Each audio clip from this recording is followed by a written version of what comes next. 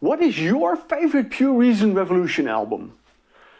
I think there are a lot of people that are going to say, yeah, The Dark Third, their debut album, that is a classic album. And I have to agree with that. I really do.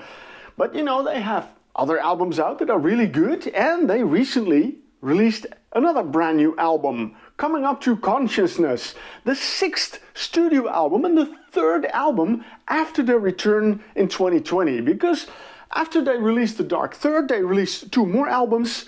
Then in 2010, they kind of disappeared. And in 2020, they reformed with a brand new album. And then they kept on going strong with 3 albums in a row again. So I really hope that after this one, they're not going to be gone for another 10 years. I really hope they're going to keep it up because they got some amazing albums out there. And I gotta be honest, maybe it's because I've been listening to this album a lot. But I'm really loving this album quite a lot. I really do.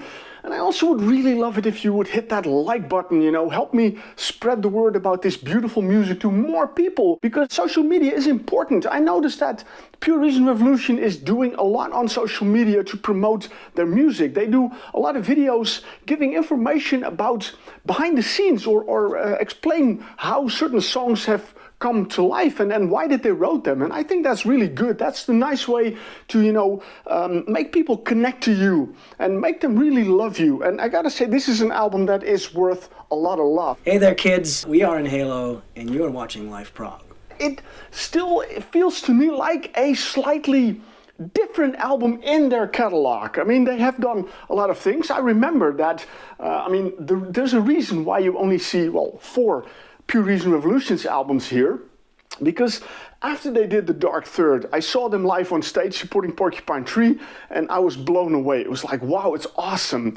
But then they got their next album out, Amor Vincent Omni, if I say it correctly, and that was a different sound from what they did on The Dark Third. And then they got the Hammer and Anvil out. That was an album I bought. But for some reason, that didn't really click with me, so I kind of sold it afterwards, and I stuck with The Dark Third for a lot of years. Up until a few months ago, when I was at a record store and I saw Upnia. I really hope I pronounced it correctly because I'm not sure. But I saw this one and I was like, hey man, that's brand new. That's music from Pure Reason Revolution. I don't know. So I bought it and I listened to it and I really loved it very much. That was the point that I reconnected with Pure Reason Revolution. And then I found out they were working on a new album. So I decided, all right, I will definitely need Above Cirrus as well. Their, last album before this one. And again, you know, I've been playing these albums a lot and I really love them. And then I got this one and I was listening to it and I was like, yeah, man, this is a little bit of a different album. The elephant in the room is, of course, the fact that this is the first album without Chloe Alper on it. That might be, you know, I would say it's a huge thing. I mean, they did 5 studio albums with her. This is the first one without her. I don't know the exact reasons why. I did pick up some things, but I'm not going to go into it. What I do know is that they did find a really amazing replacement for Chloe. Annick Shireen, a Dutch singer, which is, well, that's nice, of course, a nice touch. A singer who has her own band, Shireen, who also tours with the band Heilung, and she does a lot of other things. But her performance on this album, I gotta say, is really amazing. I really love it because harmony vocals are a very important part of the sound of Pure Reason Revolution. And that said, I mean, I say this is a slightly different album, but at the same time, it is a Pure Reason Revolution album. Despite the fact that I think the sound is a little bit different, it still has all the elements that you love about Pure Reason Revolution on it. And then that's very important, of course. And like I said, these harmony vocals that she does with John Courtney and Greg Young, that is a very important part of this album, and she does that really well. And there are a couple of songs which she gets some more room, especially the song Lifeless Creature. When I listen to that, it's like, wow, her voice really stands out. So I don't know what the future will bring, but if she will be on a next album, I wouldn't mind if she got a little more, you know, more vocal room to shine, because she really does shine on this album. I mentioned a couple of times, it is a slightly different album. That is not just because Chloe Alper is not on it. Also, sound-wise, I found the album a little bit more mellow, more accessible. almost. So maybe people that are not into that more experimental, complex prog, that might enjoy this one a little bit more. This might be a good way for them to get to know Pure Reason Revolution, and then from there on work their way up to the back catalog and appreciate that. There are still these heavier parts in it, but for the rest, in general, I find it a very atmospheric album. I find it a very emotional album. If you look at the songs, if you read the lyrics, it's really touching. And I'm going to the song Useless Animal. That was one of the, I believe that was the second song they published. And again, John did a video on social media explaining a little bit well, what the background of that song was. It's a really touching song, and I was listening to that, and I gotta say, I really love that very much, the emotions in it, and halfway the drums come in. And here we have another new name on the album, Ravi Kesavaram, the drummer on the album. And when I listen to the album, there are overall, the drums are a little bit subtle, but there are these moments, and especially in Useless Animal, where he really shines. When the drums come in that song halfway, it's like, wow, I really love that very much. I'm really happy he's there. He's an amazing drummer. So, you know, the new members they have in the band, they really stand out, and that makes the album also a little bit different in my ears than what I heard on the other albums. It has been said that Pure Reason Revolution has a lot of different influences from all kinds of bands in it. Two bands that are named a lot are Pink Floyd and Porcupine Tree. And yeah, I really hear that too. And especially when I listen to the track The Gallows.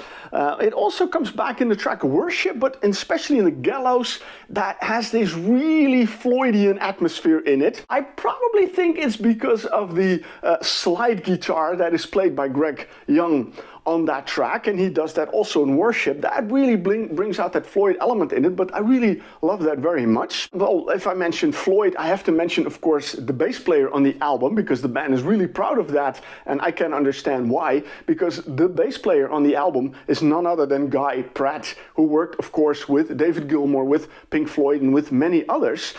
Initially, they put out a song, and they announced that Guy Pratt was on it, and I thought, okay, he's guesting on that one song. No, he's not guesting on that one song. He's guesting on the entire album, save for one track. There's one track, track number 5, Worship, where John Sykes from the Pineapple Thief does the bass. There's another connection with the Pineapple Thief on the album, because not only did Bruce Sword do some additional guitars on it, but there are a couple of different versions of the album available. This, of course, on vinyl and different kinds of colored vinyl, but it also comes with a DVD, and that's the version I have. I'll open it up for you and I'll show it to you. So here we have the CD and here we have the DVD. And the DVD holds a 5.1 surround mix, which was done by Bruce Sword.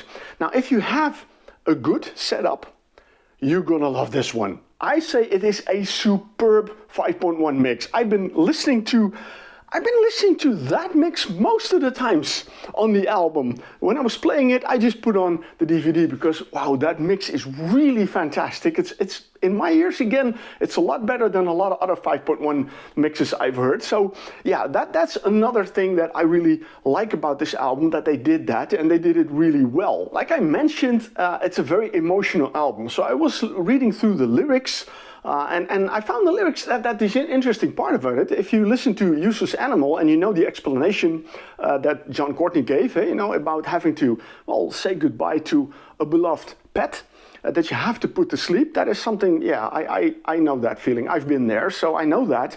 But if you know that kind of emotion in it and you look throughout the songs and the lyrics, I find a lot of those emotions in it as well. There are a lot of dark emotions in it. There are emotions, the themes are a little bit about death, about loss, about pain, but also about love. So it's not a depressing album. There is this hope shining through it, and that is something I really find important in it. I mean, I don't mind the dark emotions, but don't let it be depressing. This is far from a depressing album. It's a really beautiful album, but it still deals with all these emotions in it in a really good way. So yeah, in that part too, I really love the album. So yeah, it is a different album compared to the others, but I gotta say, at this point, and like I said, it could be because I've been listening to this album a lot, but right now I'm going to be very honest and say that Coming Up to Consciousness is at this moment my favorite album by Pure Reason Revolution, because yeah, I love the direction they have taken. I love the addition of Anik Shireen. She does a great job on it. I love the drums on it. I love the vocal harmonies on it. The whole package is really fantastic. So it's an amazing album.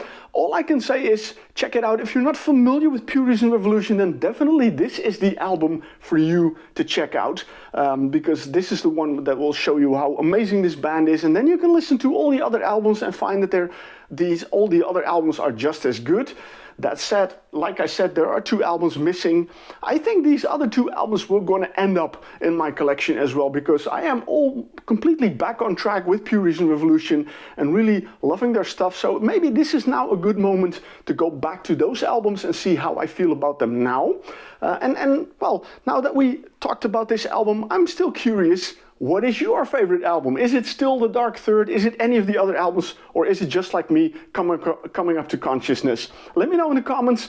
But all I can say is get a copy of this album and start listening to it. Enjoy it. Thank you for watching. Cheers, guys.